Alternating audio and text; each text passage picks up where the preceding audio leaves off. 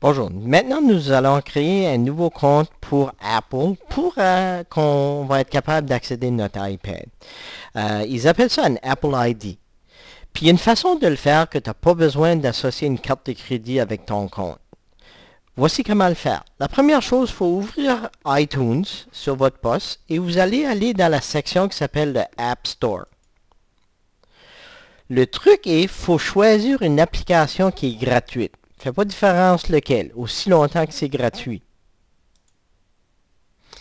Vous allez cliquer sur gratuit, puis il va demander ton nom d'utilisateur et ton mot de passe pour Apple. Parce que vous n'avez pas un, il faut en créer un nouveau.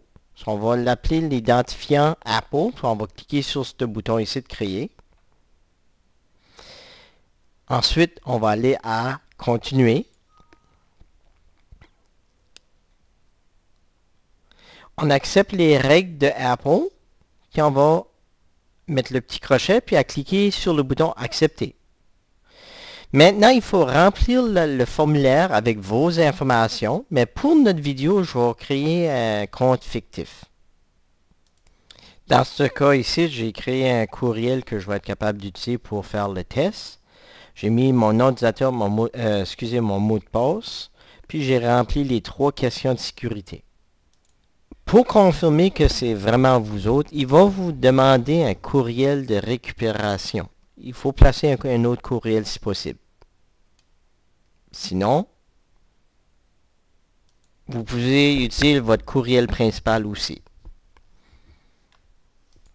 Vous avez le choix d'avoir les nouvelles ou des affaires spéciaux. Si vous ne voulez pas les avoir, vous allez enlever les crochets. Puis ensuite, appuyer Continuer.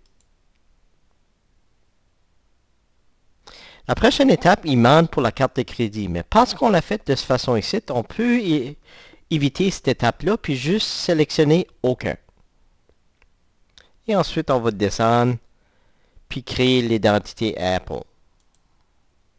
Oups, j'ai oublié de rentrer l'information pour la facture. Il faut remplir cette section ici aussi. Maintenant que vous avez rempli cette section, vous avez juste besoin d'appuyer Créer un identifiant Apple.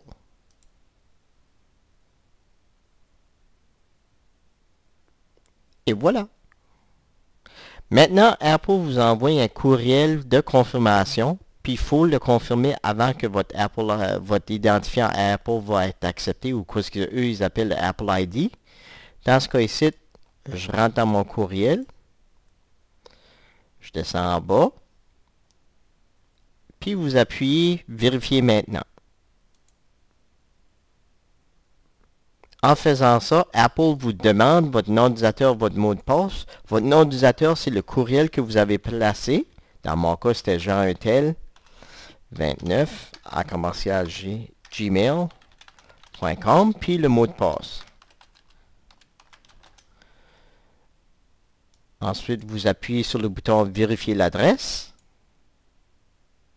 Et votre compte est maintenant actif dans Apple. Vous pouvez revenir au magasin si vous voulez.